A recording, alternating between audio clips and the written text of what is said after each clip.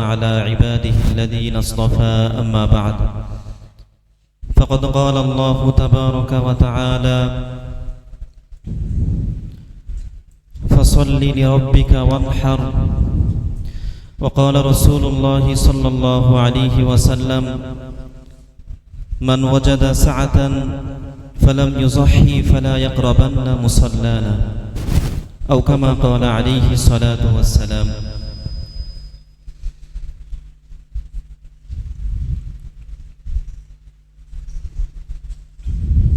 আল্লাহ রাব্বুল ইজ্জতের দরবারে অসংখ্য অগণিত শুকর, যিনি আমাদেরকে মাগরিবের নামাজের পর একটা দিনই গুরুত্বপূর্ণ বিষয়কে কেন্দ্র করে একত্রিত হওয়ার এবং কিছু কথা আলোচনা করার ও শোনার সুযোগ করে দিয়েছেন। এজন্য মহান আল্লাহ রাব্বুল ইজ্জতের দরবারে শুকরিয়াতান বলছি আলহামদুলিল্লাহ। আল্লাহ রাব্বুল আলামিন মানব জাতিকে সৃষ্টি করেছেন এবং আল্লাহ রাব্বুল আলামিন আমাদেরকে যে হায়াত দান করেছেন, যে সময় এবং মুহূর্ত দান করেছেন, সেই সময় এবং মুহূর্তকে আল্লাহ পাক বছরের বিভিন্ন সময় বিভিন্ন মৌসুমে বিভিন্ন ইবাদত এবং বিনোদনের বিভিন্ন উপকরণ দিয়ে সাজিয়েছেন, যেগুলো বছর ঘুরে প্রত্যেক বছরই আমাদের সামনে আসে। এরই ধারাবাহিকতায় জিলহজ মাস অত্যন্ত মহিমান্বিত এবং গুরুত্বপূর্ণ মাস, এবং আশহুরে হুরুম যে 4টি মাস আল্লাহ পাকের কাছে সম্মানিত, তার মধ্যে একটি হচ্ছে জিলহজ মাস। তো জিলহজ মাসের গুরুত্ব অপরিসীম। বিশেষ করে জিলহজের শুরু দশক নিয়ে তো আলোচনা আছেই, যেহেতু সময় সংক্ষিপ্ত সেদিকে আলোচনা করব না। এই বিষয়ে আলোচনা হয়েছে, আপনারা মুতালা করেছেন, সবকিছুই মোতালা হয়েছে। তারপরেও যেহেতু একটা সমসাময়িক বিষয়, একটু মুজাকারা করলে সকলের জন্যই উপকার হয়। যিনি আলোচনা করছেন, যারা আলোচনা শুনছেন, সকলের জন্যই উপকার হয়। এই উদ্দেশ্যেই মূলত এই কাজটা, এই আজকের আলোচনাটা। তো জিলহজ মাসে ইয়াউমে আরাফা রয়েছে, অর্থাৎ ঈদের আগের দিন 9 তারিখে। ওই 9 তারিখ সম্পর্কে অনেক ফজিলতের কথা এসেছে, রোজা রাখার কথা এসেছে। এজন্য আমরা নিজেরাও রোজা রাখার চেষ্টা করব এবং বাড়িতে গিয়েও আমরা জানিয়ে দিব রোজার আমলের কথা, বিশেষ করে মা বোনদেরকে জানিয়ে দেব। 9 তারিখে রোজা রাখা, আগামী শনিবার যদি ঈদ হয়ে থাকে তাহলে আগামী শুক্রবার হচ্ছে সেই 9 তারিখ ইয়াউমে আরাফার রোজা। যে রোজা সম্পর্কে বলা হয়েছে যে পূর্বের 1 বছরের এবং পরের 1 বছরের গুনাহ আল্লাহ পাক মাফ করে দিবেন। তো ইয়াউমে আরাফার সেই ফজর থেকে তাকবীরে তাশরিক শুরু হয়, সেটাও আমরা খেয়াল রাখব। বাড়িতে গিয়ে যেহেতু সকলেই প্রায় বেশিরভাগই মসজিদে নামাজের জিম্মাদারি আসে, বিভিন্ন সময় আলোচনার সুযোগ হয়, তো সেখানেও সেগুলো সতর্ক করে দেওয়া, তাদেরকে জানিয়ে দেওয়া যে 9 তারিখ সকাল থেকে তাকবীরে তাশরিক শুরু হবে এবং 23 ওয়াক্ত নামাজে, ফরজ নামাজের পরে নারী পুরুষ সকলের জন্যই তাকবীরে তাশরিক বলা ওয়াজিব। তো এটাও আলোচনা রাখা, স্মরণ রাখা। সেই হিসেবে আগামী জুমার দিন ফজর থেকে শুরু করে পরবর্তী মঙ্গলবার আসর পর্যন্ত মোট 23 ওয়াক্ত নামাজের পর তাকবীরে তাশরিক পাঠ করা ওয়াজিব।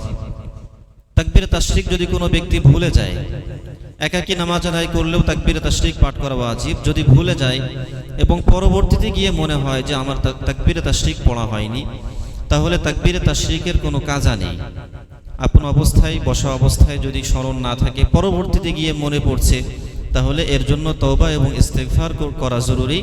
তবে এর কোনো কাজা নেই, যা ছুটে গেছে ওই ওয়াজিবের এক্ষেত্রে কোনো কাজা নেই। তো এই বিষয়টা খেয়াল রাখা। আল্লাহ রাব্বুল আলামিন মানুষকে ধনী গরিব সব রকম বানিয়েছেন, সচ্ছলতা দিয়েছেন, কাউকে অসচ্ছল অবস্থায় রেখেছেন। তো হজ এবং কুরবানি এই দুইটা আর্থিক ইবাদত, যাকে আল্লাহ পাক সম্পদ দিয়েছেন তার উপরে এটা আবশ্যক করেছেন। তো কুরবানি এটা আল্লাহ পাকের নৈকট্য হাসিলের একটা মাধ্যম। ইব্রাহিম আলাইহিস সালাম, ইসমাইল আলাইহিস সালামের যে ত্যাগ এবং কুরবানি ছিল, তাদের সেই স্মৃতি বিজড়িত যে আমল আমাদের মাঝে আল্লাহ পাক আবশ্যক করে দিয়েছেন, ফরজ করে দিয়েছেন। তো এটাকে গুরুত্ব দেওয়া। তো এই বিষয়ে ফজিলতের কথা আমরা জানি। যে হযরত আয়েশা সিদ্দিকা রাদিয়াল্লাহু আনহা থেকে বর্ণিত আছে, আল্লাহ রাসূল সাল্লাল্লাহু আলাইহি ওয়াসাল্লাম ইরশাদ করেছেন যে মা আমিলা আদামিয়ুন মিন আমালি ইয়াউমিন নাহরি আহাব্বু ইলাল্লাহি মিন ইহরাকিদ দাম, যে ওই যে কয়দিন কুরবানি করা যায় ওই সময় কুরবানি করার চেয়ে উত্তম কোনো কাজ হয় না। কুরবানি করা হচ্ছে সবচেয়ে গুরুত্বপূর্ণ এবং উত্তম কাজ ওই সময়। তো কুরবানি করলে কি হয়, ইন্নাহু লা ইয়াতি ইয়াউমাল কিয়ামাতি বিকুরুনিহা ওয়া আশআরিহা ওয়া আজলাফিহা, সেই কুরবানিকৃত পশু তার পশম, তার গোশত, তার নখ ইত্যাদি, তার খুর, এই সব সহ আল্লাহ পাক তার মিজানের পাল্লায় উঠাবেন। আবার এই কুরবানিকৃত পশুর রক্ত মাটিতে পড়ার আগেই আল্লাহ পাকের দরবারে সেটা কবুল হয়ে যায়। তো এই জন্য খালিস নিয়তে কুরবানি করা, এবং যদি কুরবানি করা না হয় তো সে ব্যাপারে সতর্ক বার্তাও বর্ণিত হয়েছে। যেমন হাদিসে বর্ণিত হয়েছে যে মান ওয়াজাদা সাআতান, যে ব্যক্তি সচ্ছল, ফালাম ইউযাহি, অথচ কুরবানি করলো না, ফালা ইয়াকরাবান্না মুসাল্লানা, সে যেন আমাদের ঈদগাহে না আসে। এটা অনেক কঠিন সতর্ক বার্তা। তো এই জন্য যাদের কুরবানি ওয়াজিব, এখানে বেশিরভাগই হয়তো ওয়াজিব না, যাদের বাড়িতে অনেকের উপরে কুরবানি ওয়াজিব, এভাবে সতর্ক করা। তো এই জন্য কুরবানি করলে অনেক লাভ, না করলে ধমকি এসেছে, অনেক ক্ষতি, এই বিষয়টা বিবেচনায় রাখা। আর আসলে কুরবানি বা এই জাতীয় যত আমল আছে, যত ইবাদত আছে, সকল আমল ইবাদতের ক্ষেত্রে তো একটা কথা আছেই যে সেই কাজটা হতে হবে একমাত্র আল্লাহর জন্য। একটা হলো সব ক্ষেত্রে একমাত্র আল্লাহর জন্যই কাজটা করা, আর দ্বিতীয় হচ্ছে যে কাজটা করব সেই কাজটা যেন সুন্নাত তরিকায় হয়, ইসলামের যে বিধান আছে সেই বিধান মোতাবেক হয়। এই দুইটা বিষয় এখানে গুরুত্বপূর্ণ। আল্লাহর জন্য করতে হবে কাজটা, এবং সেই কাজটা নিয়ম মেনে করতে হবে। আল্লাহর জন্য করলাম, শতভাগ নিয়ত আমার আছে, কিন্তু আমার কাজটা সঠিকভাবে হলো না, নিয়ম মাফিক হলো না, তাহলে তাতে করে আল্লাহ পাকের সন্তুষ্টিও কিন্তু আমি অর্জন করতে পারবো না। এজন্য দুইটা বিষয় গুরুত্বপূর্ণ। তাই মাসআলা মাসাইল নিয়ে, নিয়ম নিয়ে আলোচনা করতে হয়। তো শুরুতে একটা সতর্ক বার্তা, যে আমরা সমাজের মধ্যে বলি যে অমুকের নামে কুরবানি। তো আসলে কুরবানি কোনো ব্যক্তির নামে তো হয় না, কিন্তু আমাদের সমাজে এই কথাটা অনেক প্রচলিত আছে যে আব্বার নামে কুরবানি, চাচার নামে কুরবানি, অমুকের নামে কুরবানি। তো আসলে আমাদের নিয়ত কিন্তু খারাপ থাকে না, আমাদের নিয়ত ভালো, কিন্তু মুখের কথাটা যদিও সুন্দর না। কারণ কুরবানি হবে তো আল্লাহর নামে, কিন্তু মানুষের পক্ষ থেকে, বান্দার পক্ষ থেকে কুরবানি হবে, কিন্তু আল্লাহর নামে হবে। তো সরাসরি যদি বলে দেওয়া হয় যে অমুকের নামে কুরবানি, না, কারণ নামে কুরবানি হয় না। কারো নামে কুরবানি দিলে, কারো নামে পশু জবাই করলে সেই পশু তো খাওয়া যায় না।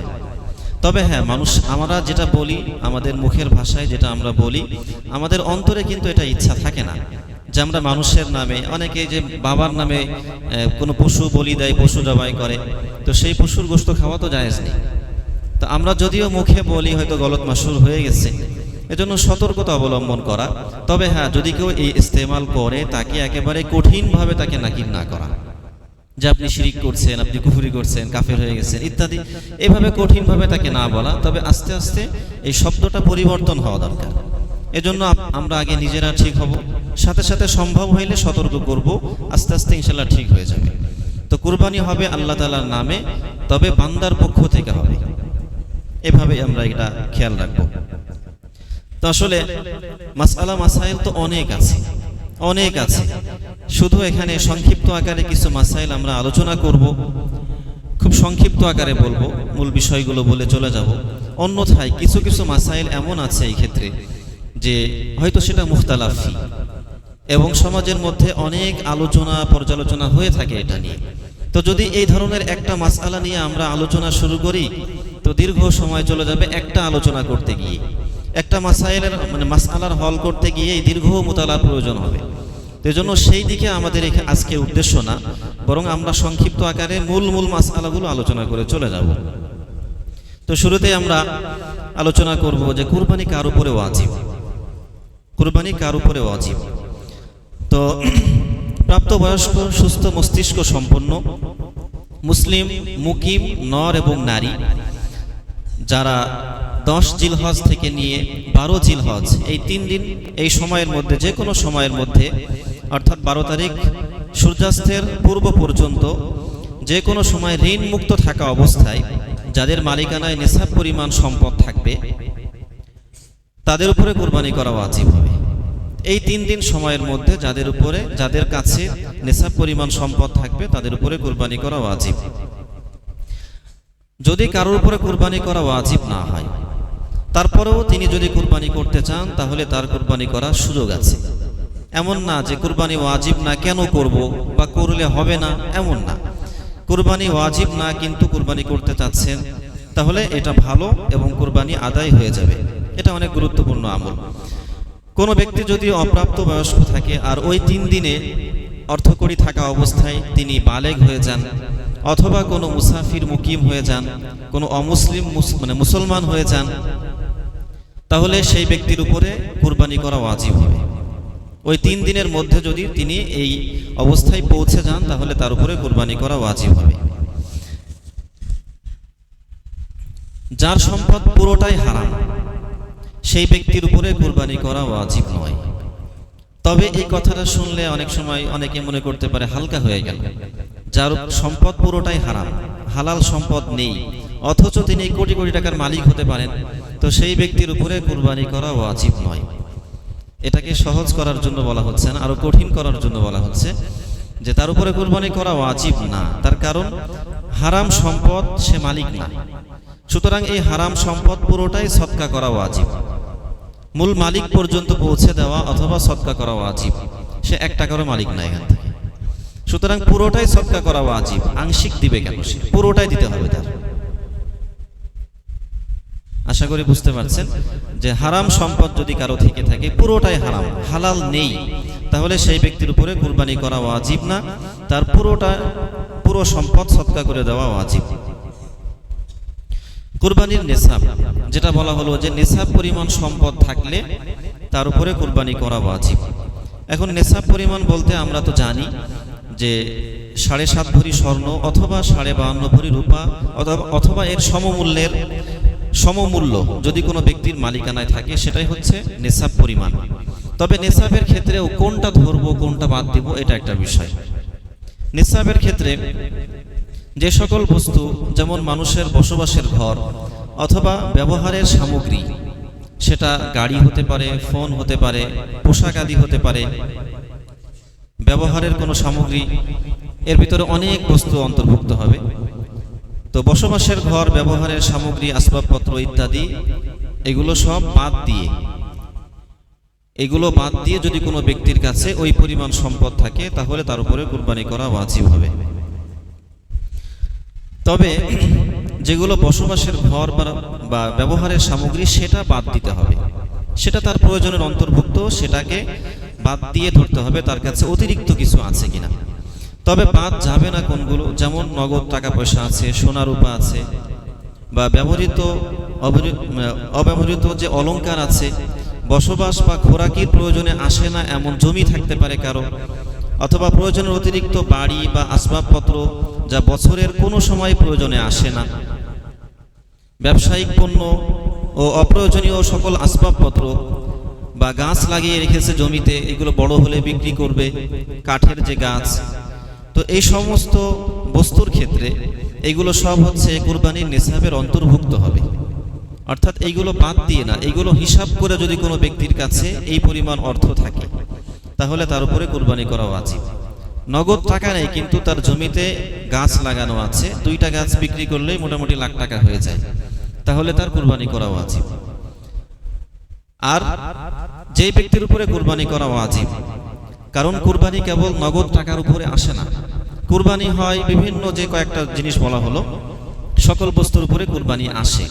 সুতরাং নগদ টাকা যদি কারো কাছে নাও থাকে আর কুরবানি ওয়াজিব হয়ে যায় তাহলে সেই ব্যক্তির উপরে কুরবানি করা আবশ্যক হবে, ঋণ করে হলেও।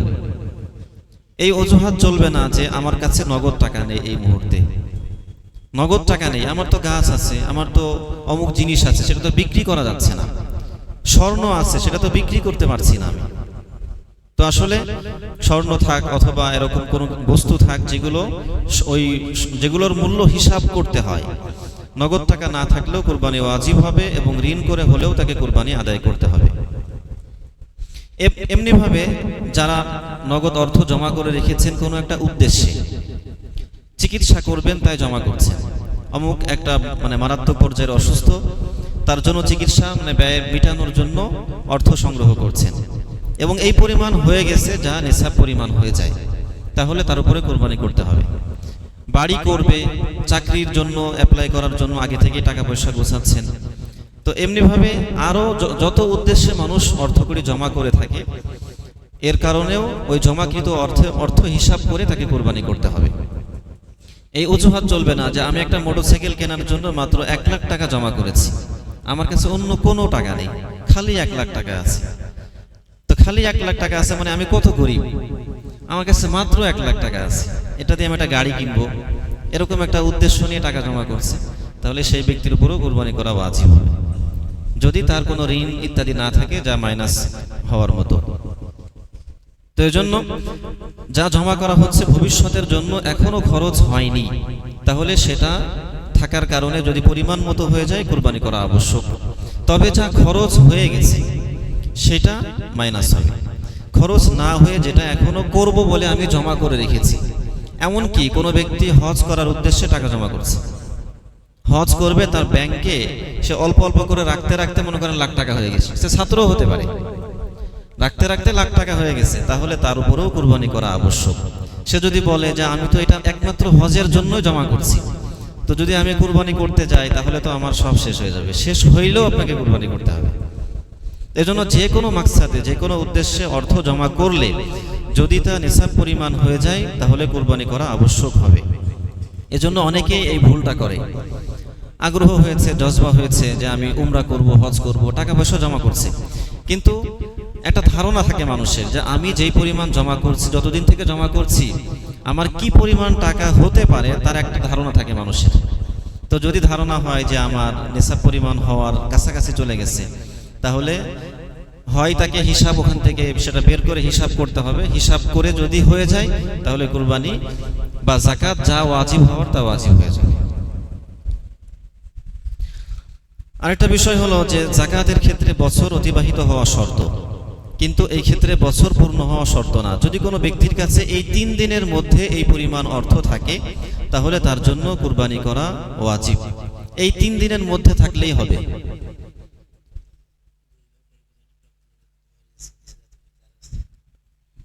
কি রক্ত?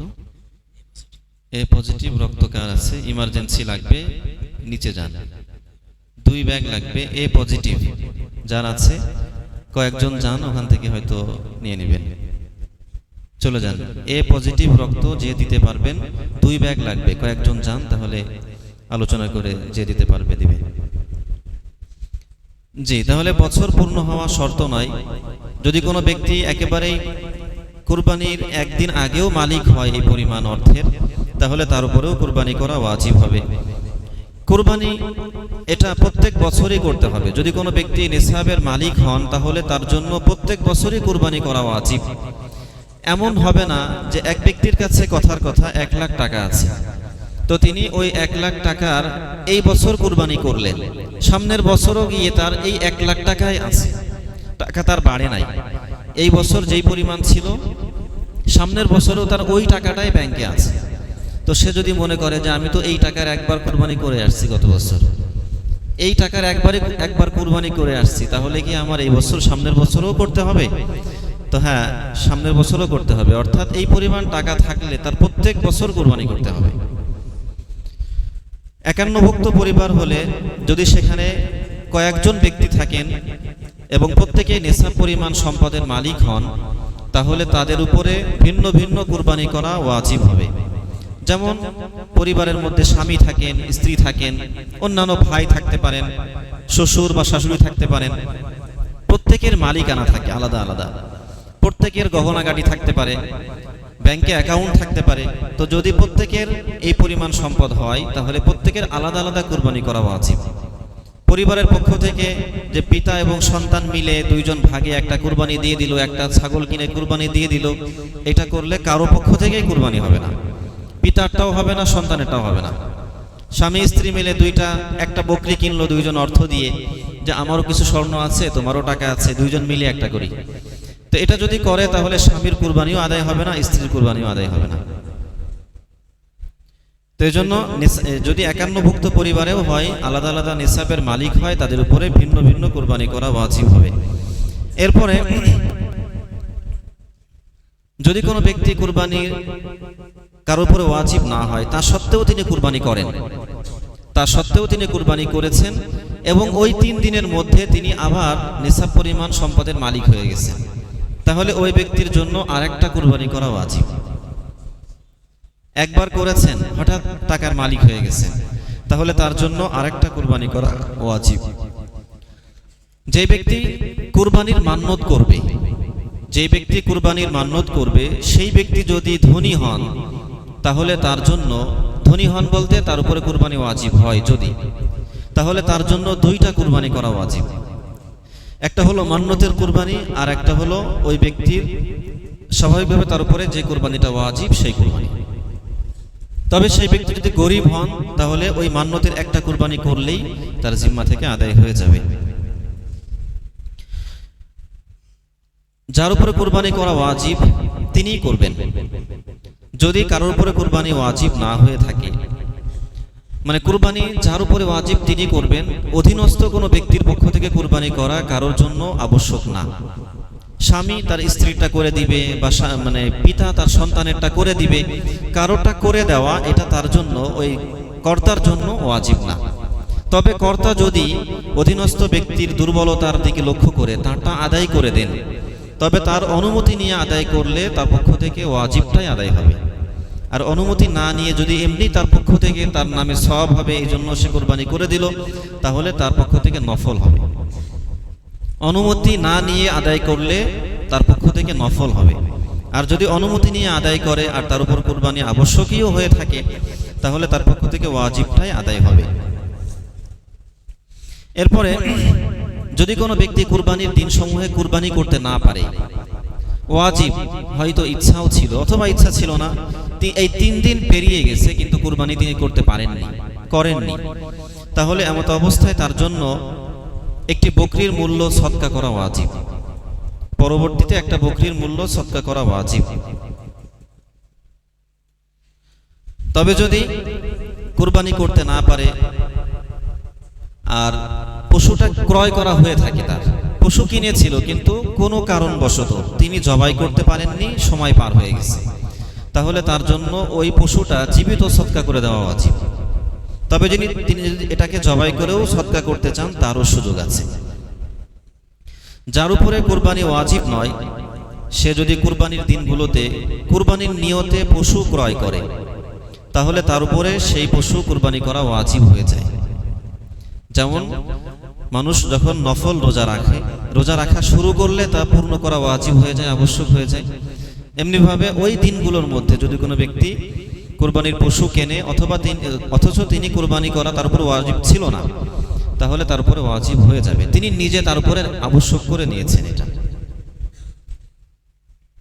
যদি কোনো ব্যক্তির উপরে কুরবানি ওয়াজিব হয় আর তিনি এটা কুরবানি না করে অর্থ সদকা করতে চান, অর্থাৎ অনেকে জীব প্রেমী থাকে না, তারা বলে যে পশু জবাই করা এটা আমার কাছে কষ্টের মনে হয়, এর কোনো সুযোগ নেই। এই 3 দিন পশু জবাই করাই হচ্ছে সবচেয়ে উত্তম আমল। সুতরাং জীবের প্রতি প্রেম দেখিয়ে আমি কুরবানি করব না, কুরবানি করতে 20,000 টাকা খরচ হতো, আমি ওই টাকাটাই মানুষকে দিয়ে দিব কিন্তু কুরবানি করব না, যদি কেউ এমন মনে করে, এমনটা করে, তাহলে সেই ব্যক্তি গুনাহগার হবে। অর্থাৎ ওয়াজিব তরক করার কারণে তিনি গুনাহগার হবেন। কুরবানির পূর্বে যদি কুরবানির জন্য ক্রয়কৃত পশু যদি হারিয়ে যায়, তাহলে ধনী ব্যক্তি হইলে তার জন্য আরেকটা পশু ক্রয় করে কুরবানি করা ওয়াজিব হবে। তবে ওই ব্যক্তি যদি গরিব হয়ে থাকেন আর তার পশু হারিয়ে যায়, তাহলে সেই ব্যক্তির জন্য আরেকটা পশু ক্রয় করার প্রয়োজন নেই। এরপরে গিয়ে আরেকটা মাসআলা আছে, যদি হারিয়ে যাওয়া পশু ফিরে পায় আর এমত অবস্থায় ওই ব্যক্তি আরেকটা পশু কিনে ফেলে, তাহলে সেই ব্যক্তি যদি ধনী হয়ে থাকেন তো তার জন্য যে কোনো একটা পশু কুরবানি করলেই আদায় হয়ে যাবে। তবে 2টা পশুই কুরবানি করা উত্তম। যে কোনো একটা করলেই আদায় হয়ে যাবে, তবে 2টা পশুই কুরবানি করা উত্তম। তবে সেই ব্যক্তি যদি গরিব হয়ে থাকেন, একটা হারিয়ে গেছে, তিনি কুরবানি করবেন নিয়ত করেছেন, এরপর আরেকটা কিনেছেন, এখন আগেরটাও ফিরে পেয়েছেন, তাহলে গরিব হইলে সেই ব্যক্তির উপরে দুইটা পশুই কুরবানি করা ওয়াজিব হবে। কুরবানির পশু এবং তার বয়স নিয়ে আলোচনা। কুরবানির পশু তো আমরা জানি যে ছয় ধরনের পশু দিয়ে কুরবানি করা যায়। ছোট পশু হিসেবে বকরি, ভেড়া এবং দুম্বা, আর বড় পশু হিসেবে গরু, মহিষ এবং উট। এই 6 ধরনের পশু দিয়ে কুরবানি করা যায়। এছাড়া বন্য কোনো পশু দিয়ে বা অন্য কোনো পশু দিয়ে কুরবানি করা যায় না, সেটা চতুষ্পদ হোক বা না হোক, এই 6 ধরনের পশু দিয়েই কুরবানি করতে হবে। সুতরাং হরিণের গোশত অনেক মূল্যবান, অনেক দামি এবং খাওয়া যায়, তার পা 4টা আছে, চতুষ্পদ। তা সত্ত্বেও হরিণ দিয়ে কুরবানি করলে কুরবানি আদায় হবে না। বন্য ছাগল দিয়ে, বন্য গরু দিয়ে কুরবানি করা, যদিও সেগুলো খাওয়া যায়, কিন্তু কুরবানি করলে আদায় হবে না। বন্য গাধা, তো এগুলো দিয়ে কুরবানি করা জায়েজ হবে না। সুতরাং এই 6 প্রকার প্রাণী দিয়েই কুরবানি করা যাবে, এছাড়া অন্য কোনো প্রাণী দিয়ে কুরবানি করা যাবে না।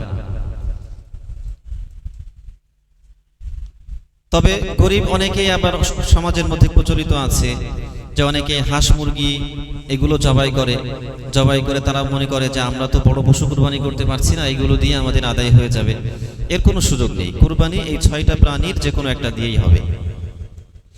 আর এই সকল পশুর বয়সের ক্ষেত্রে এটা অনেক গুরুত্বপূর্ণ বিষয়, এটা আলোচনা হয় বা অনেকে জিজ্ঞাসা করেন যে পশুর বয়স কত হতে হবে। যেমন ছোট পশুর ক্ষেত্রে বকরি, ভেড়া এবং দুম্বার ক্ষেত্রে 1 বছর পূর্ণ হতে হয়।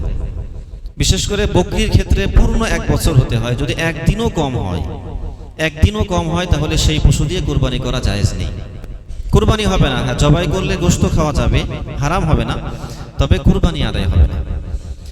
আর ভেড়া বা দুম্বা, এইটা নিয়ে একটু সুযোগ আছে, ছাড় আছে। তা হলো যে ভেড়া দুম্বার বয়স যদি 6 মাসের অধিক হয়ে যায় এবং দেখতে 1 বছরের মতোই হৃষ্টপুষ্ট মনে হয়, মোটা তাজা মনে হয়, তাহলে সেই পশু দিয়ে কুরবানি করা যাবে। ভেড়া এবং দুম্বা হচ্ছে ব্যতিক্রম। এটা যদি 6 মাসের অতিরিক্ত হয়ে যায় এবং দেখতে বড় সড়ো মনে হয়, 1 বছরের মতোই মনে হয়, সেটা দিয়ে কুরবানি করা যাবে।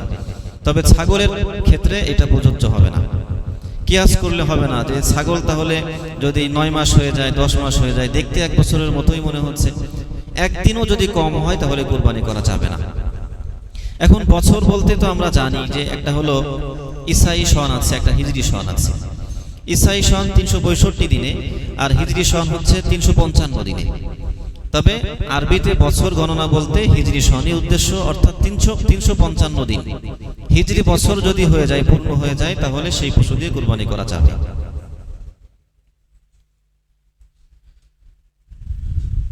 এমনিভাবে ভেড়া এবং উট, গরু এবং মহিষ, এই দুইটা পূর্ণ 2 বছর হওয়া শর্ত। এখানেও যদি একদিনও কম হয় সেটা দিয়ে কুরবানি করা যাবে না। উট পূর্ণ 5 বছর হওয়া শর্ত, 5 বছর হতে হবে, এর কমে হইলে কুরবানি করা যাবে না। আরেকটা বিষয় অনেকে জিজ্ঞাসা করেন যে পশুর দাঁত উঠেছে কিনা। মালিক বলছেন যে বয়স হয়ে গেছে, গরুর বয়স 2 বছর হয়ে গেছে, অথচ যারা দেখতে গিয়েছেন তারা বলছেন যে না, দাঁত এখনো ওঠে নাই, তাহলে কুরবানি করা যাবে না। অনেকেই সন্দিহান হয়ে যায় যে দাঁত ওঠেনি কিন্তু মালিক বলছেন বয়স হয়ে গেছে। তো আসলে এই ক্ষেত্রে বয়সটাই ধর্তব্য। দাঁত উঠা না উঠা এটা হচ্ছে একটা আলামত, এটা কোনো মানদণ্ড না যে দাঁত না উঠলে কুরবানি করা যাবে না, এমন না। বয়স হয়ে গেছে, দাঁত উঠা বলতে কি অনেকে আবার ভুল বুঝতে পারে, দাঁত উঠা বলতে মাড়ির দিকের কয়েকটা দাঁত আছে। দাঁত না থাকলে সে খাবে কি দিয়ে, ঘাস খাবে কি? দাঁত তো আছে তার, মানে বিশেষ কয়েকটা দাঁত, যে দাঁত দেখলে বোঝা যায় যে ওই দাঁতটা মূলত এই বয়স হইলে উঠে যায়। তো এই দাঁত থাকাটা হচ্ছে আলামত যে এর বয়স হয়ে গেছে। কিন্তু যদি কোনো প্রাণী এমন হয় যে না, দাঁত এখনো ওঠে নাই, বয়স হয়ে গেছে, তাহলে সেই প্রাণী দিয়েও কুরবানি করা যাবে। তাহলে এই ক্ষেত্রে বয়সটা মুখ্য, বয়সটা হচ্ছে মূল, দাঁত এটা মূল না। দাঁত হচ্ছে একটা নিদর্শন, যে দাঁত দেখলে বোঝা যায় যে বয়স হয়েছে, আমরা অনুমান করা যায়। কুরবানির পশুর স্বাস্থ্যগত অবস্থা, আসলে আল্লাহ পাকের দরবারে আল্লাহ পাক আমাদের থেকে কুরবানি চেয়েছেন, সচ্ছল ব্যক্তির থেকে কুরবানি চেয়েছেন। তো আল্লাহ পাকের তো কোনো কিছু চাওয়ার দরকার ছিল না, আল্লাহুল গনি ওয়া আনতুমুল ফুকারা, আল্লাহ তাআলা গনি, আল্লাহ পাক আমাদেরকে দেন বলেই আমরা পাই। কিন্তু ওই আল্লাহ পাক যখন আমাদের থেকে কোনো জিনিস চেয়ে বসেন আবার যে এটা আমাকে দাও, আল্লাহ বলছেন যে এটা আমাকে দাও, তো এই আল্লাহ পাক যখন চাচ্ছেন, কামনা করছেন কোনো জিনিস, তখন সেই জিনিসটা যেন ভালো মানের হয় এইটা খেয়াল রাখা, যে আল্লাহ পাকের দরবারে আমি যে নজরানা পেশ করব সেটা যেন উত্তম হয়। বান্দার জন্য এইটা সর্বদা খেয়াল রাখা এবং আল্লাহ পাকের সন্তুষ্টির জন্য ভালোটা দেওয়ার চেষ্টা করা, যে আল্লাহ পাক আমাকে যেমন দিয়েছেন আমি ভালোটা আল্লাহ পাককে দিই, তাহলে আল্লাহ পাক আমাকে আরো বেশি দিবেন। তারপরেও শরীয়ত কিছু কিছু ক্ষেত্রে, পশুর ক্ষেত্রে, কিছু ত্রুটির ক্ষেত্রে ছাড় দিয়েছে, যে এই ধরনের ত্রুটি হইলে পশু কুরবানি জায়েজ। আমাদের তো দেওয়া দরকার সবচেয়ে ভালোটা, তারপরেও শরীয়ত কিছু কিছু ছাড় দিয়েছে যে না, এই মানের হইলেই হবে, আদায় হয়ে যাবে। তো সেই ত্রুটি বিচ্যুতিগুলো আলোচনা করা দরকার, যে কোন ধরনের ত্রুটি থাকলে কুরবানি জায়েজ আর কোনটা থাকলে জায়েজ নেই, কুরবানি হবে না। তো প্রথমেই খাসি কুরবানি করা জায়েজ। খাসি বলতে নর, অর্থাৎ উটের ক্ষেত্রে নর, গরুর ক্ষেত্রে নর, মহিষের ক্ষেত্রে নর, নর দিয়ে খাসি দিয়ে কুরবানি করা জায়েজ।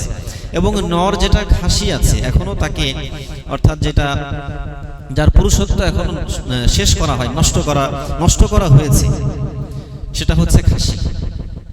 আর যারটা নষ্ট করা হয়নি এখনো বাকি আছে সেটা তো খাসি না। তো এই জন্য সমাজে কিছু মানুষের এই ক্ষেত্রে আবার ভিন্ন আলোচনা আছে।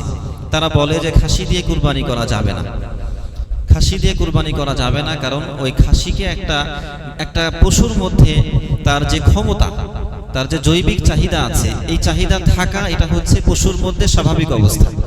কিন্তু যখন ওটাকে নষ্ট করে দেওয়া হয়েছে, তার মানে তার মধ্যে ত্রুটি সৃষ্টি করা হয়েছে। এজন্য অনেকেই বলতে চান, এটা সঠিক না, অনেকেই বলতে চান যে ত্রুটি সৃষ্টি হয়েছে তার মধ্যে খাসি করার কারণে। খাসি করা কিন্তু কোনো পশুর মধ্যে মূল অবস্থা না, মূল অবস্থা হচ্ছে খাসি না করা। তার মধ্যে ক্ষমতা থাকবে, সে তার মতো করে চলবে, কিন্তু ওটাকে নষ্ট করে দেওয়া তার মানে তার মধ্যে ত্রুটি সৃষ্টি করা। তো অনেকেই বলতে চান যে ত্রুটি সৃষ্টি করলে, খাসি করে দিলে তো ত্রুটি সৃষ্টি হয়ে গেল, ওইটা দিয়ে কুরবানি করা যাবে না। অনেকে বলে এটা সঠিক না, খাসি দিয়ে কুরবানি করা জায়েজ, বরং উত্তম। খাসি দিয়ে কুরবানি করা কি উত্তম আরো, কারণ খাসির গোশতটা সকলেই পছন্দ করেন, গোশত হিসেবে খাসির গোশতটাই ভালো। এবং আল্লাহ রাসূল সাল্লাল্লাহু আলাইহি ওয়াসাল্লাম নিজে কুরবানি করেছেন, সাহাবায়ে কেরাম করেছেন এই জাতীয় পশু দিয়ে। গর্ভবতী পশু দিয়ে কুরবানি করা বৈধ, তবে যেই পশুর প্রসবের সময় নিকটবর্তী হয়ে যায় সেই পশু দিয়ে কুরবানি করা মাকরুহ। যে অল্প দিনের মধ্যেই বাচ্চা হবে, বাচ্চার গঠন হয়ে গেছে, অল্প দিনের মধ্যেই হবে। হ্যাঁ, এটা মানুষের মতো না আবার যে 4 মাসের পরে গিয়ে মানুষের গঠন চলে আসছে বলে, এমন না। এটা একেবারে আগ মুহূর্তে নিষেধ, একেবারে আগ মুহূর্তে গিয়ে নিষেধ হবে, এটা মাকরুহ হবে, নিষেধ না। কেউ যদি কুরবানি করেও, এই ধরনের পশু দিয়ে কুরবানি করেও, তাহলে কুরবানি আদায় হয়ে যাবে। যে কুরবানি করার পরে দেখা গেল যে ওই পশুর পেট থেকে বাচ্চা বের হয়ে আসছে জীবিত, তাহলে সেই জীবিত পশু চাইলে জীবিত অবস্থায় সদকা করতে পারেন, অথবা চাইলে ওটাকেও জবাই করে দিতে পারে। হ্যাঁ, এখন ওটা জবাই করে খাবে কে? খাওয়ার লোক অনেক আছে। অঞ্চল ভিত্তিক কিছু জিনিস মানুষ খায়, কিছু মানুষ খায় না। আমাদের অঞ্চলে এটার প্রচলন নেই যে ছোট বাচ্চা কেউ খাবে, এর প্রচলন নেই। কিন্তু অনেক এলাকায় বা যেখানে এরকম প্রচলন আছে যে গর্ভের বাচ্চাও মানুষ চাইলে খাইতে পারে, বেশ খাবে, এগুলো জায়েজ আছে। তাহলে গর্ভের বাচ্চাটাকেও জবাই করে দেওয়া জায়েজ, এবং এটাকে উত্তম বলছেন যে এটাকে জবাই করে দিয়ে সদকা করে দেবে। কুরবানি দাতা নিজে খাবে না, সেটা সদকা করে দিবে। তবে যদি জবাই না করে তাহলে জীবিত অবস্থায় সদকা করে দিবে। কুরবানির পশু ক্রয় করার পর, কুরবানি করার আগে যদি বাচ্চা প্রসব করে, তাহলে সেই বাচ্চা সদকা করে দেওয়া উত্তম, বাচ্চা সদকা করে দেওয়া উত্তম।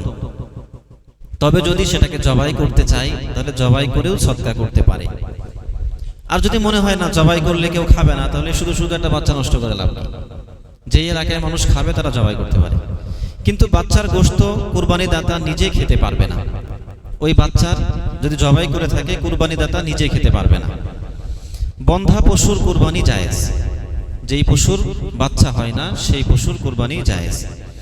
অন্ধ পশুর কুরবানি সহি নয়, যেই পশুর দুই চোখই নষ্ট হয়ে গেছে অথবা একটা চোখের বেশিরভাগ নষ্ট হয়ে গেছে, বেশিরভাগ বলতে তারপর এখানে বলা হয়েছে যে 3 ভাগের 1 ভাগও যদি নষ্ট হয়ে যায়, 3 ভাগের 1 ভাগও যদি এর বেশি নষ্ট হয়ে যায়, তাহলে সেই পশু দিয়ে কুরবানি করা জায়েজ হবে না। এখন পশুর দুই চোখ ভালো আছে কিনা এটা পরীক্ষা করার জন্য তার সামনে ঘাস নিয়ে দেখা যেতে পারে সে ঘাস খায় কিনা। উভয় চোখের সামনে ঘাস ধরে দেখা যেতে পারে সে ঘাসের প্রতি পশু তো আগ্রহী হবে, খাওয়ার জন্য সে এদিকে যাবে। আর যদি সে খাওয়ার জন্য কোনো নড়াচড়া না করে তো বুঝতে হবে তার চোখ নষ্ট। তো নষ্ট চোখ হইলে সেই পশু দিয়ে কুরবানি করা যাবে না। এমন দুর্বল পশু যার হাড়ের মজ্জা শুকিয়ে গেছে, হাড়ের ভিতরে যে মগজ আছে তা শুকিয়ে গেছে এবং অনেক দুর্বল হয়ে গেছে, এত দুর্বল যে জবাইয়ের স্থান পর্যন্ত হেঁটে যেতে পারে না, তাহলে সেই পশু দিয়েও কুরবানি করা যাবে না। যেই পশুর একটা পা এমন নষ্ট হয়ে গেছে যে পাটা মাটিতে ফেলতে পারে না, চলতে ফিরতে পা মাটিতে ফেলতে পারে না, ওই পাটা উঁচু করেই হাঁটে, তাহলে ওই পশু দিয়ে কুরবানি করলে কুরবানি হবে না। অর্থাৎ একটা পাও যদি নষ্ট হয় আর যদি দুইটা তিনটা নষ্ট হয় তাহলে তো কুরবানি জায়েজ হবেই না। একটাও যদি এই পরিমাণ নষ্ট হয় যে এই পা মাটিতে ফেলতে পারছে না, তাহলে সেই পশু দিয়েও কুরবানি করা জায়েজ হবে না। যেই পশুর দাঁত পড়ে গেছে, দাঁত উঠেছিল কিন্তু দাঁত পড়ে গেছে, অথবা দাঁত পড়লেও যদি এই পরিমাণ দাঁত থাকে যা দিয়ে ঘাস চিবিয়ে খেতে পারে, তার কোনো সমস্যা হয় না, ঘাস সে খেতে পারে স্বাভাবিকভাবে আর কি, তাহলে সেই পশু দিয়ে কুরবানি করা যাবে। তবে যদি তার ঘাস খেতে সমস্যা হয়, চিবিয়ে খেতে পারে না, তাহলে সেই পশু দিয়ে কুরবানি করা যাবে না। যেই পশুর শিং গোড়া থেকে ভেঙে গেছে, যেই পশুর শিং গোড়া থেকে ভেঙে গেছে এমনভাবে যে মগজে ক্ষত পৌঁছে গেছে, মগজে ক্ষত পৌঁছে গেছে, তাহলে সেই পশু দিয়েও কুরবানি করা যাবে না। তবে যদি মগজে ক্ষত না হয়, এমনিতে শিং ভেঙে গেছে, পুরা শিঙে ভেঙে গেছে অথবা অর্ধেক ভেঙে গেছে, একটা ভাঙছে বা দুইটাই ভেঙে গেছে, যেমনই হোক না কেন এটা এমন কোনো ত্রুটি না যা দিয়ে কুরবানি হয় না, বরং এই আংশিক ভাঙা অথবা মগজে ক্ষত হয়নি এতটুকু শিং ভাঙলে কুরবানি করতে কোনো সমস্যা নেই। যেই পশুর জন্মগতভাবে একটি কান নেই, জন্মগতভাবেই একটি কান নেই অথবা কান বা লেজের 1/3 বা তার চেয়ে বেশি অংশ কেটে গেছে, জন্ম থেকেই একটা কান নেই অথবা কান ছিল পরবর্তীতে কান বা লেজের 1/3 বেশি কেটে গেছে, কান কাটা লেজ কাটা পশুর কুরবানি করা জায়েজ নেই। তবে যদি জন্ম থেকে কানটা তুলনামূলক ছোট ছোট হয়, ওই ধরনের প্রাণীর যেই পরিমাণ হওয়া দরকার তার চেয়ে একটু তুলনামূলক ছোট ছোট হয়, তাহলে সেই প্রাণী দিয়েও কুরবানি করা যাবে। তবে যদি কান না থাকে, মোটেও একটা কান নেই জন্ম থেকে, তাহলে সেই পশু ত্রুটিযুক্ত, তা দিয়ে কুরবানি করা যাবে না। ভালো পশু ক্রয় করার পর যদি তার মধ্যে ত্রুটি দেখা দেয়, তাহলে সেই পশু ক্রয়কারী যদি ধনী হয়ে থাকেন, সেই ব্যক্তির জন্য আরেকটা পশু ক্রয় করে কুরবানি করা উচিত, ওইটাকে বাদ দিয়ে আরেকটা কিনে কুরবানি করা উচিত। আর যদি সেই ব্যক্তি দরিদ্র হয়ে থাকেন, গরিব হয়ে থাকেন, তা সত্ত্বেও তিনি কুরবানির উদ্দেশ্যে পশু কিনেছিলেন, এখন হঠাৎ তার মধ্যে ত্রুটি দেখা গেছে, তো সেই গরিব ব্যক্তির জন্য ওইটা দিয়েই কুরবানি করা যায়, ত্রুটি হইলেও ওইটা দিয়েই কুরবানি করা যায়।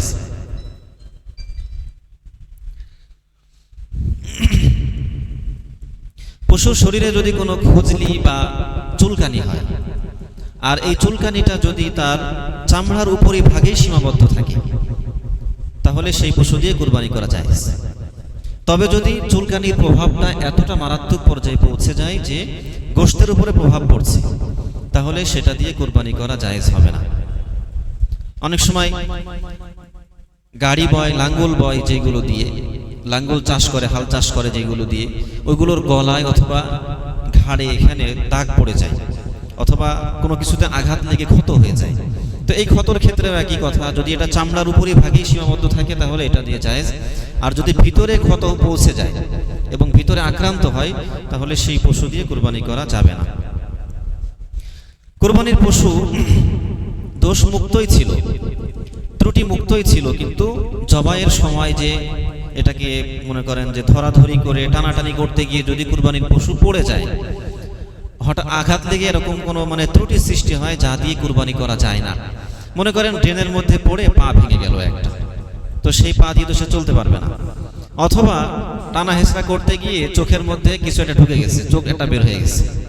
জবাই করতে গিয়ে যদি এমন হয়, এক কথায় জবাই করতে গিয়ে যদি কোনো এমন ত্রুটি দেখা যায় যে ত্রুটি আগে হইলে কুরবানি হতো না, সেটা জবাইয়ের মুহূর্তে যদি এমন হয়, সেটা দিয়ে কুরবানি করা যাবে। পা ভেঙে গেলেও জবাই করে দিবে, ব্যাস কুরবানি হয়ে যাবে। চোখ ছিদ্র হয়ে গেছে, তারপরেও কুরবানি করা যাবে। কুরবানির নিয়তে ক্রয়কৃত পশু দ্বারা কুরবানি করার পূর্বে কোনো ধরনের উপকার গ্রহণ করা জায়েজ নেই। পশু কিনেছে, এখন সেটার দুধ দহন করা, দুধ খাওয়া, অথবা সেটা দিয়ে হাল চাষ করা, তারপরে গাড়ি পাওয়া, অথবা অন্য কোনো কাজে এটাকে ভাড়া দেওয়া, এই ধরনের কোনো কাজে এই পশু ব্যবহার করা জায়েজ নেই।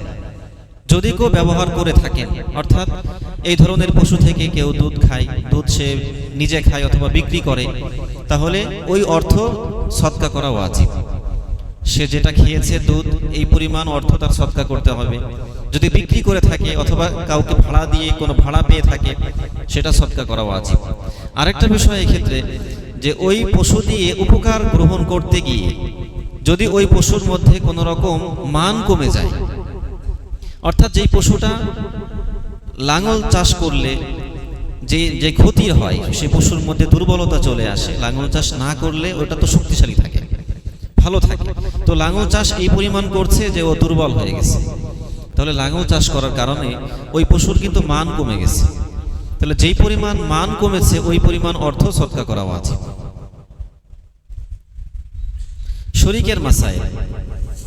শরীকের মাসাইল অর্থাৎ ছোট প্রাণী, বকরি, ভেড়া, দুম্বা, এসব প্রাণীর মধ্যে এক ভাগেই কুরবানি করতে হয়, একজনের পক্ষ থেকেই কুরবানি করতে হয়। এখানে দুইজন শরীক হয়ে গেলেই কারো পক্ষ থেকেই কুরবানি আদায় হবে না।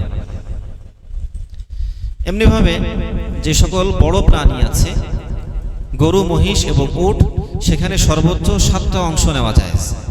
তবে 7-এর নিচে যত কম অংশ নিবে ততই বেশি নেকি হবে, ততই উত্তম হবে। 7 ব্যক্তি মিলে কুরবানি করা, এটা সেই তুলনায় তো উত্তম হবে না যদি 6 ব্যক্তি মিলে কুরবানি করে, তার চেয়ে বেশি উত্তম হবে 5 ব্যক্তি মিলে কুরবানি করলো। অর্থাৎ এই পশুটা মনে করেন যত অংশ কমবে, একটা গরু যদি এক ব্যক্তি একাই কুরবানি করে দেন, তাহলে এটা উত্তম হবে। যদি তার মধ্যে 7 ব্যক্তি শরীক হয়, তাহলে সেই তুলনায় এটা অনুত্তম হবে, সওয়াব কম হবে।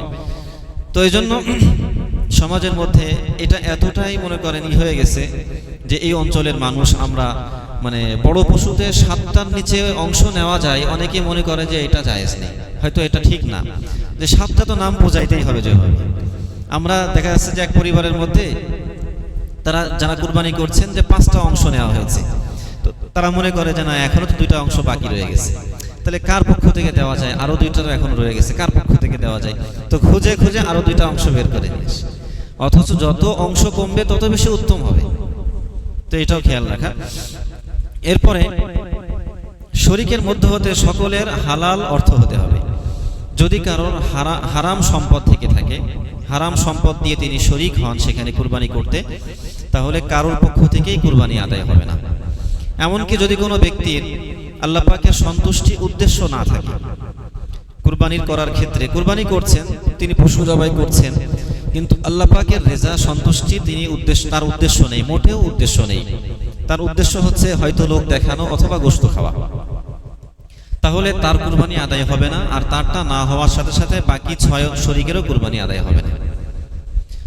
তো এই জন্য যার যার নিয়ত তারটা ধর্তব্য হবে না এই ক্ষেত্রে, কারণ পশু তো একটা, হইলে সকলেরটাই হবে, না হইলে কারোটাই হবে না। পশু যেহেতু একটা, যদিও 7টা অংশ নেওয়া যায়, তো এই জন্য যে কোনো একটা অংশের মধ্যে যদি হারাম থাকে অথবা তার নিয়ত না থাকে, আল্লাহ পাকের সন্তুষ্টি উদ্দেশ্য না থাকে, তাহলে কারো কুরবানি আদায় হবে না। তবে এই ক্ষেত্রে একটা বিষয় লক্ষণীয়, যে অনেকে আমরা মনে করি যে তাহলে কি কোনো ক্রমেই গোশত খাওয়ার নিয়ত থাকতে পারবে না। তো আসলে এখানে কথা হলো যে আল্লাহ পাকের রেজা হাসিল করা মোটেও উদ্দেশ্য না, তাহলে সেই ব্যক্তির কুরবানি আদায় হবে না। তবে যদি এমন হয় যে না, আল্লাহ পাকের সন্তুষ্টি উদ্দেশ্য আছে, সাথে সাথে গোশতও খাবো এই নিয়তও আছে, যদি এমন হয় তাহলে সেই ব্যক্তির কুরবানি আদায় হবে। এটা যেটা বলা হয় তা হলো যে আল্লাহ পাকের রেজা হাসিল মোটেও উদ্দেশ্য না থাকলে এটা হবে তখন। আল্লাহ পাকের সন্তুষ্টির উদ্দেশ্য আছে, সাথে সাথে গোশত খাওয়ার নিয়তও আছে, তাহলে কুরবানি আদায় হয়ে যাবে ইনশাআল্লাহ। শরীকদের মধ্যে হতে যদি কারো ভিন্ন নিয়ত থাকে, ভিন্ন নিয়ত বলতে কেউ নফল কুরবানি করছে, কেউ ওয়াজিব কুরবানি করছে। এক ব্যক্তির উপরে কুরবানি ওয়াজিব, তিনিও শরীক হয়েছেন একটা পশুর মধ্যে, আর এক ব্যক্তির উপরে কুরবানি ওয়াজিব না, তিনিও শরীক হয়েছেন ওই পশুর মধ্যে, তাহলে উভয়ের কুরবানি কিন্তু ভিন্ন ভিন্ন হলো। একজন নফল কুরবানি করছেন আর একজন ওয়াজিব কুরবানি করছেন, তাতেও সমস্যা নেই যদি উভয়ের উদ্দেশ্য এক থাকে, অর্থাৎ আল্লাহ পাকের সন্তুষ্টি হাসিল করা। নফলের মাধ্যমে সন্তুষ্টি হাসিল হয়, ওয়াজিবের মাধ্যমে হয়ে থাকে। তাহলে এই ক্ষেত্রে যদি সকলে এক হয়, আল্লাহ পাকের সন্তুষ্টি সকলের থাকে, তাহলে কুরবানি হবে। এমন না যে ওই একই পশুর মধ্যে একজন নফল করতেছে, একজন ওয়াজিব কুরবানি করতেছে, তাহলে কারোটা হবে না, এমন না, সবারটাই হবে। এমনকি আকিকা করলেও তো আকিকা হবে, আর আকিকা কি, এটা সুন্নাত বা মুস্তাহাব, তবে এর মধ্যেও যেহেতু আল্লাহ পাকের রেজা উদ্দেশ্য থাকে, এই জন্য এটাও জায়েজ। মৃত ব্যক্তির পক্ষ থেকে কুরবানি করা জায়েজ, যারা মারা গেছেন তাদের পক্ষ থেকে কুরবানি করা জায়েজ। তবে এই ক্ষেত্রে দুই রকম। এক হলো যে মৃত ব্যক্তি হয়তো ওসিয়ত করে গেছে যে আমার সম্পদ থেকে, আমার রেখে যাওয়া সম্পদ থেকে তোমরা কুরবানি করবে, তার ওসিয়ত। অথবা তিনি ওসিয়ত করেননি, সন্তান তার পিতামাতার প্রতি উদার হয়ে তারা মারা গেছেন, তারা থাকলে কুরবানি করতেন, আমাকে আল্লাহ পাক অনেক দিয়েছেন, তো তাদের উদ্দেশ্যে আমি করি, তাদের পক্ষ থেকে কুরবানি করি, এই নিয়তে অনেকে করে। ওসিয়ত করেননি, এমনিতেই করে। তো দুইটা দুই রকম। তো যদি ওসিয়ত করা ছাড়াই এমনিতেই সন্তান উদ্যোগী হয়ে এটা করেন, তো এটাও সুযোগ আছে। আর এই ধরনের পশু কুরবানি করার পরে সেই গোশত কুরবানিকারী নিজেও খেতে পারবেন, ধনী ব্যক্তি গরিব ব্যক্তি সকলেই খেতে পারবেন, এই গোশত সকলেই খেতে পারবেন। আর যদি এটা মান্যতের কুরবানি হয়ে থাকে, অর্থাৎ মৃত ব্যক্তি মরার আগে বলে গিয়েছিল যে মান্যত বা যেটা আর কি ওসিয়তের কুরবানি, মরার আগে বলে গিয়েছিল যে আমার পক্ষ থেকে কুরবানি করবে, এই কারণে সে করছে, তাহলে সেই পশুর গোশত ওই জবাইকারী যে কুরবানিকারী সে খেতে পারবে না। এমনি ভাবে যারা গরিব তারাই খেতে পারবে এটা। তো মৃত ব্যক্তির পক্ষ থেকে যেমন কুরবানি করা যায়, তেমনি ভাবে আল্লাহ রাসূল সাল্লাল্লাহু আলাইহি ওয়াসাল্লামের পক্ষ থেকেও কুরবানি করা যায়। হযরত আলী রাদিয়াল্লাহু আনহু প্রত্যেক বছর রাসূলের পক্ষ থেকে কুরবানি করতেন এবং বলে গিয়েছিলেন যে রাসূল আমাকে বলে গিয়েছেন তার পক্ষ থেকে কুরবানি করতে, তিনি করতেন। তো এই জামানা যদি কেউ করতে চায়, অনেকেই করেন, প্রত্যেক বছর রাসূলের পক্ষ থেকে কুরবানি করেন, তো এটা আসলে সৌভাগ্যের বিষয়। তো এই জন্য মৃত ব্যক্তির পক্ষ থেকে করা যায়, রাসূলের পক্ষ থেকে করা তো আরো বেশি উত্তম হবে। কুরবানির পশু ক্রয় করার পর, ক্রয় করা হয়ে গেছে, এক ব্যক্তি মনে করেন একটা গরু কিনেছে, কুরবানি করবে, তাতে কাউকে শরীক করেননি, তার ইচ্ছা হলো নিজেই কুরবানি করবে, একাই কুরবানি করবে। এখন যদি তিনি কাউকে শরীক করতে চান, তাহলে সেই ব্যক্তি ধনী হইলে কাউকে শরীক করতে পারবে।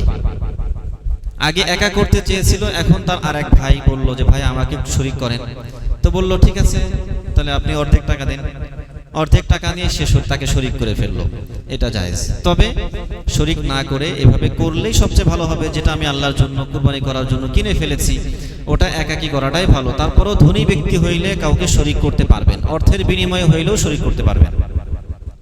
আর যদি সেই ব্যক্তি গরিব হয়ে থাকে, পশু কুরবানি করার জন্য তিনি কিনেছেন, কাউকে শরীক করতে পারবেন না, কেনা হয়ে গেছে ওটাই করতে হবে তার কুরবানি, কাউকে শরীক করতে পারবেন না।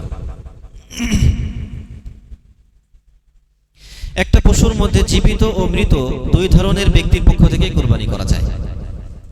একটা পশুর মধ্যে জীবিত ব্যক্তির পক্ষ থেকেও কুরবানি করা হচ্ছে, মৃত ব্যক্তির পক্ষ থেকেও কুরবানি করা হচ্ছে, এটা জায়েজ। বিদেশে অবস্থানরত ব্যক্তির কুরবানি দেশে করা জায়েজ। আছে সৌদিতে, এখানে কুরবানি করতে যাচ্ছে, এটা জায়েজ। তবে কুরবানি করার ক্ষেত্রে একটা বিষয় লক্ষণীয়, সেটা হলো যে কুরবানির পশু যে এলাকায় থাকবে সেখানকার সময় ধর্তব্য হবে।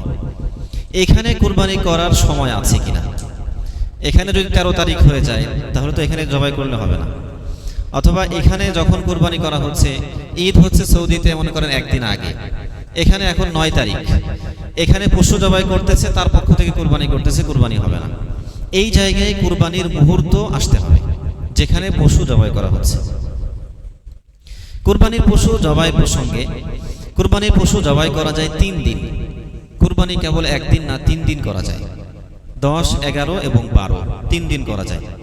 10 তারিখ ঈদের নামাজের পর থেকে শুরু হয়, আর 12 তারিখ সূর্যাস্ত পর্যন্ত এটার সুযোগ থাকে। তবে দিনে রাত্রে কুরবানি করার বিষয়ে ফিকহের কিতাবে যেটা লেখে যে রাত্রিবেলা কুরবানি করা মাকরুহ। রাত্রিবেলা কুরবানি করা মাকরুহ। এর কারণ হচ্ছে যে জবাই এবং গোশত তৈরি করা, বন্টন ইত্যাদিতে ঝামেলা হয়, কোনো রকম ত্রুটি থাকতে পারে, এই জন্য এটা মাকরুহ। তবে বর্তমানে বলা হয় যে এখন যদি এমন আলোকোজ্জ্বল কোনো পরিবেশ হয় যেখানে মূলত দিনের মতোই উজ্জ্বল, সেখানে রাত্রিবেলা কুরবানি করা জায়েজ, মাকরুহ হবে না। আলোকোজ্জ্বল এমন একটা জায়গায় কুরবানি করছে যেখানে দিনের মতোই, তাহলে সেখানে রাত্রিবেলাও কুরবানি করা যাবে। ঈদের নামাজের পূর্বে কুরবানি করা বৈধ নয়। ঈদের নামাজের পূর্বে কুরবানি করা বৈধ নয়। তবে যদি এমন জায়গায় কেউ থাকে যেখানে জুমা এবং ঈদের নামাজ জায়েজ হয় না, এমন কোনো জঙ্গল, এমন কোনো মরুভূমি অথবা এমন কোনো সাগরের মধ্যে লঞ্চে যাত্রী, জাহাজের যাত্রী, যেখানে ঈদ এবং জুমার নামাজ জায়েজ নেই, এমন জায়গায় যদি হয় তাহলে 10 তারিখ ওই সকালবেলায় কুরবানি করা যাবে। ঈদের নামাজের আগেই কুরবানি করা যাবে। কুরবানির পশু জবাই করার কয়েকদিন পূর্বে গলায় মালা পরানো এবং খুব আদর যত্ন সহকারে সেটাকে লালন পালন করা, এটা মুস্তাহাব, এটা ভালো। যদিও দেখতে মনে হচ্ছে যে এটা বেদাতি ভাব, কিন্তু না, এভাবে একটা পশুকে মূল্যায়ন করা, তাকে সাজানো, এটা জায়েজ। তবে যা দিয়ে সাজানো হবে এবং যা দিয়ে ওই পশুকে আটকে রাখা হবে, রশি, মালা ইত্যাদি, এগুলো কুরবানি করার পরে এগুলো সদকা করে দেওয়া মুস্তাহাব। ওই পশুর যে দড়ি, রশি, এটাকেও সদকা করে দেবে, যে মালা, এটাও সদকা করে দেবে, কাউকে দিয়ে দেবে। নিজের কুরবানির পশু নিজেই জবাই করা উত্তম, যদি জবাই করতে তিনি পারেন। অনেকে ভয় পায় অথবা সুন্নাত তরিকায় জবাই করতে পারে না বলে অন্যকে দিয়ে করায়, সেটা ভিন্ন বিষয়। তবে নিজের পশু নিজে জবাই করা উত্তম। অথবা নিজে জবাই করতে না পারলেও অন্তত নিজে সেখানে উপস্থিত থাকা উত্তম। মহিলার ক্ষেত্রেও, মহিলা যদি জবাই করতে পারে তো করবে, স্বাভাবিক করতে পারে না তারা, তো তারা কি করবে? যদি পর্দার অন্তরাল থেকে তারা দেখতে চায় নিজেদের পশু জবাই করা, দেখবে, এটা উত্তম। তবে পর্দার বিধান লঙ্ঘন করে এটা করা মোটেও জায়েজ হবে না। কুরবানির পশু জবাই করার সময় বিসমিল্লাহি আল্লাহু আকবার, এটা সব ধরনের পশু জবাইয়ের ক্ষেত্রেই তো প্রযোজ্য, এটা তো অবশ্যই করতে হবে। এটা না করলে তো পশু জবাই হবে না, কুরবানি হওয়া তো দূরের কথা, সেই পশুর গোশত খাওয়াই জায়েজ হবে না। এজন্য এই দোয়াটা পড়ে জবাই করতে হবে, এটা আবশ্যকীয় দোয়া। আর আরেকটা দোয়া আছে, ইন্নী ওয়াজ্জাহতু, যে দোয়াটা আছে, এটাও পড়া ভালো, এটাও উত্তম। এই দোয়াটা পড়ে আল্লাহুম্মা ইন্না হাযা মিনকা ওয়া লাকা আন বলে যার পক্ষ থেকে কুরবানি করা হচ্ছে, সেই দোয়াটা এখানে করবে। তবে এই দোয়াটা করা এটা কোনো জরুরি বিষয় না, অথবা যার পক্ষ থেকে কুরবানি করা হচ্ছে তার নাম উচ্চারণ করা, খাতায় লিখে রাখা, এটা কোনো জরুরি বিষয় না। অনেক সময় দেখা যায় মানুষ পশু শুইয়ে রেখে এইগুলো করতে থাকে, পশুকে কষ্ট দিতে থাকে, এটা জায়েজ নেই, এটা জায়েজ নেই। বা অনেক সময় মারাত্মক পর্যায়ের হবে, অনেক সময় মাকরুহ তানজিহি পর্যায়ের হবে। তো এই জন্য এটা আল্লাহ পাক দেখছেন যে কার পক্ষ থেকে কুরবানি করা হচ্ছে, নাম মুখে উচ্চারণ করা বা কাগজে লিখে সেটাকে পড়তে থাকা, এটা জরুরি না।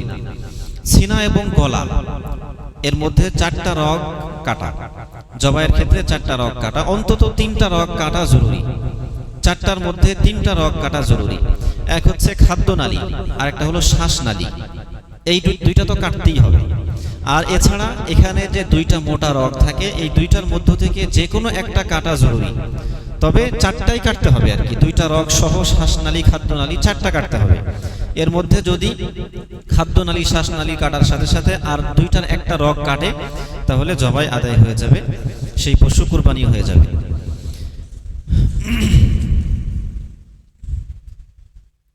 তো এই 4টা রগ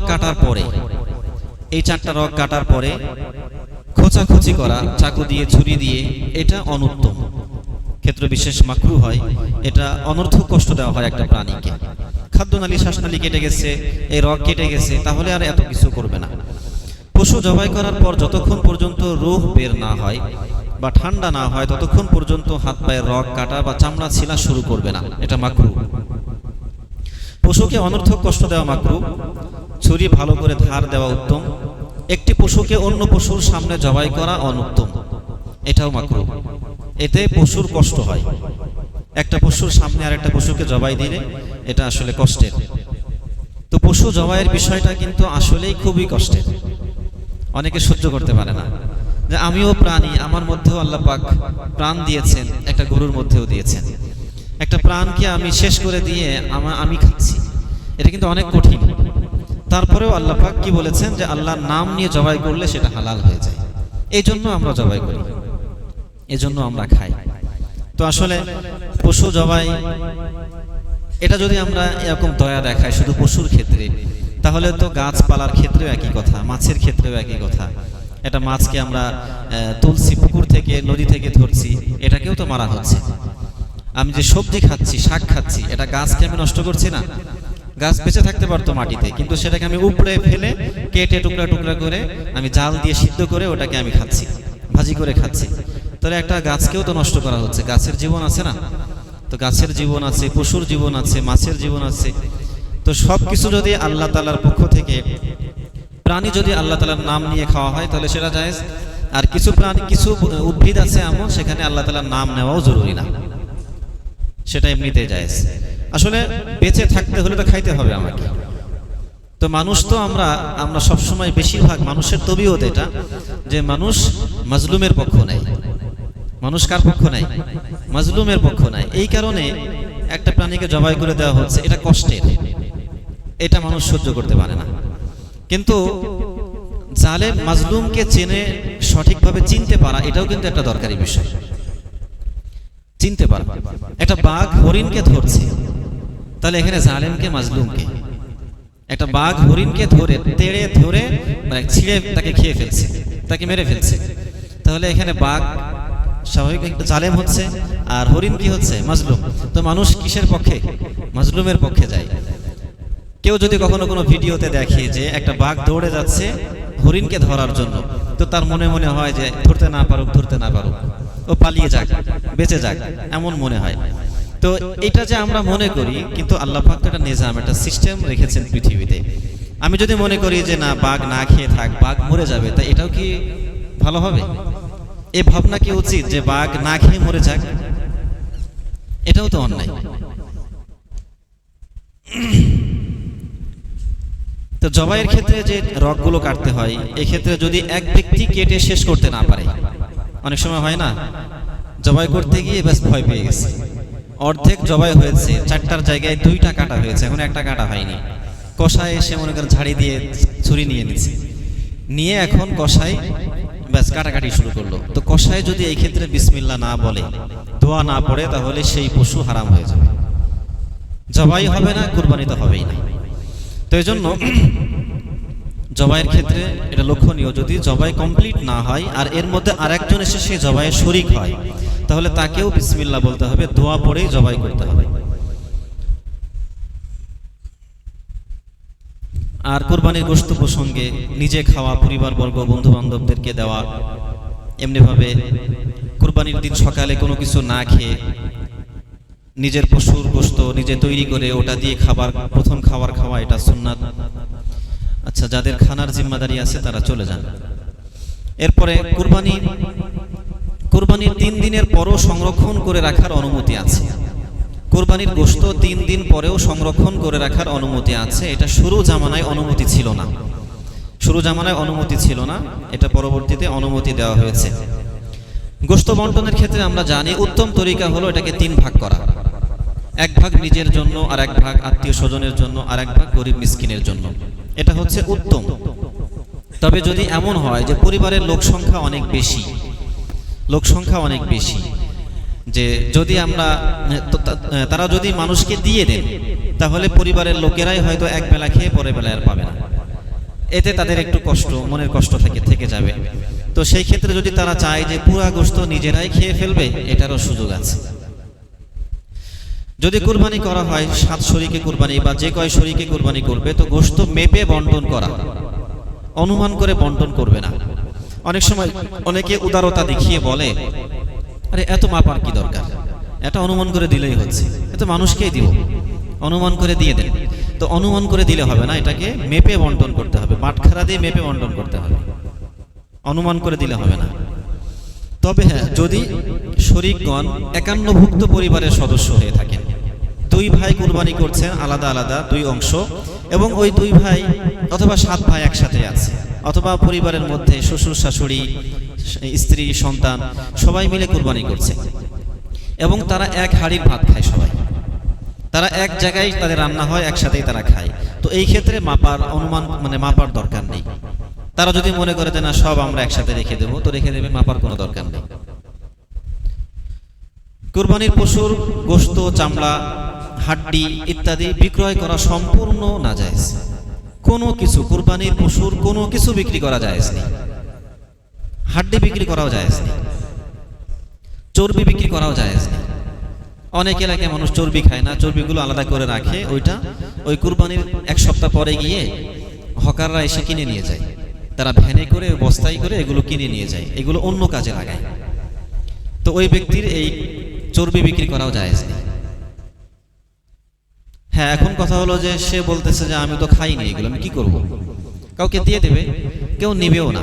যদি এমন হয় তাহলে বিক্রি করেন, কিন্তু এটা বিক্রি করা তো মূল না জায়েজ। কিন্তু আপনি বিক্রি করবেন কি কোন নিয়তে? যে এটা যেহেতু কেউ খাবে না, গরিবরাও এখন খেতে চায় না চর্বি, যেহেতু কেউ নিতে চায় না এখন, তো এই চর্বিটা বিক্রি করে দিয়ে এই অর্থ সদকা করে দিবে, তখন নিজে কোনো কাজে লাগাবে না। কুরবানির গোশত বা বিশেষ কোনো অংশ যেমন মাথা, পা ইত্যাদি এটা পারিশ্রমিক হিসেবে কসাইকে দেওয়া জায়েজ নেই। এটা কিন্তু অহরহ ঘটে ঢাকা শহরে, যে তারা ওই মাথা, পা ইত্যাদি এগুলো তাদেরকে দিয়ে দেয়, এমনিতেই দিয়ে দেয়, এবং এটাকেও পারিশ্রমিকের মধ্যেই গণ্য করে যে তোমাদেরকে এটা দিলাম না, এই জন্য এই 500 টাকা কম নাও। এটা জায়েজ নেই, কোনো কিছুই দেওয়া যাবে না। এগুলো পুরাটাই কুরবানির গোশত বন্টনের যে তরিকা আছে সেভাবে বন্টন করবে। তবে হ্যাঁ, যারা গোশত তৈরি করে, কষায়, যারা পরিশ্রম করে, তাদেরকে যদি হাদিয়া হিসেবে কোনো কিছু দেয়, সেটা গোশত হোক, মাথার গোশত হোক, যাই হোক না কেন, হাদিয়া হিসেবে দিলে এটা জায়েজ। বরং উত্তম বলা হয় এই ক্ষেত্রে যারা এই কাজে সরাসরি শরীক হইল, এই কাজগুলো তারা করে দিল, তাদেরকে সামান্য হইলেও হাদিয়া দেওয়ার চেষ্টা করবে। কুরবানির গোশত অমুসলিমদেরকে দেওয়া জায়েজ, তবে মান্যতকৃত পশুর কুরবানির গোশত অমুসলিমকে দেওয়া জায়েজ নেই। মান্যতের গোশতটা যারা সদকা খাওয়ার যোগ্য তাদেরকেই দিবে, আর কুরবানির গোশত এটা মুসলিম অমুসলিম সকলকেই দেওয়া যাবে। এমনকি বলা হয় যে অমুসলিমদেরকে দিয়ে তাদেরকে ইসলামের প্রতি আকৃষ্ট করার জন্য দেওয়া উত্তম। তারা অনেকে গরুর গোশত খাবে না, তাদেরকে বকরির গোশত দিতে হবে, ছাগলের গোশত দিতে হবে, এটা দেওয়া উত্তম। একটা হালাল পশুর মধ্যে যে সমস্ত অংশ খাওয়া জায়েজ নেই, হালাল পশুর মধ্যে যে সমস্ত অংশ হারাম, 7টা এরকম আছে। 1 নম্বর হচ্ছে প্রবাহিত রক্ত, কোনো পশুর প্রবাহিত রক্ত খাওয়া জায়েজ নেই।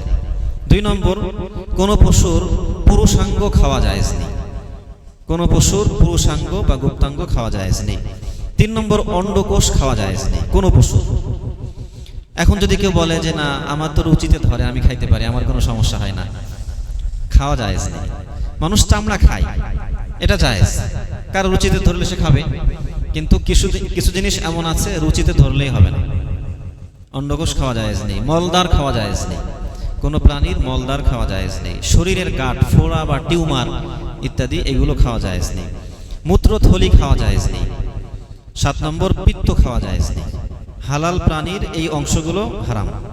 কুরবানির পশুর চামড়া যদি কোনো ব্যক্তি নিজে প্রক্রিয়াজাতের মাধ্যমে ব্যবহার করতে চায়, করতে পারে, অর্থাৎ এটা গোশতের উপরে আপনি মিলাইতে পারবেন। গোশত যেমন নিজে সব গোশত খাওয়া জায়েজ, এমনিভাবে ওই প্রাণীর যা কিছু আছে ওর চামড়া সহ যদি কোনো ব্যক্তি খাইতে পারে, ব্যবহার করতে পারে, যেভাবেই হোক সে এটা করতে পারবে। অর্থাৎ চামড়া যদি কোনো ব্যক্তি কাউকে না দিয়ে যে কুরবানি করলো, সেই যদি এটাকে দাবাগত করে নিজে ব্যবহার করে, এটা তার জন্য জায়েজ। যেমন তার জন্য জায়েজ কুরবানির গোশত খাওয়া, সে নিজে আল্লাহর জন্য কুরবানি করে যেমন সে গোশত খাইতে পারলো, তেমনি সে চামড়াটাও ইস্তেমাল করতে পারবে। তদ্রূপ কাউকে দান করতেও পারবে, গরিব মিসকিনকেও দিতে পারবে। এটা বিক্রি করা জায়েজ নেই, এটা মূল মাসআলা। ওই হাড্ডির ন্যায়, চর্বির ন্যায় চামড়াও একই কথা, বিক্রি করা জায়েজ নেই। এটা আস্ত দিয়ে দেওয়াই ভালো। তারপরেও যদি বিক্রি করে, এটা গরিব মিসকিনদের উদ্দেশ্যেই করবে এবং ওই অর্থটাও ব্যয় করবে না, ওই টাকাটাই একেবারে ধরেই সদকা করে দিবে। পশুর চামড়ার মূল্য মসজিদ, মাদ্রাসা, হাসপাতাল, রাস্তা, ব্রিজ ইত্যাদি জনকল্যাণ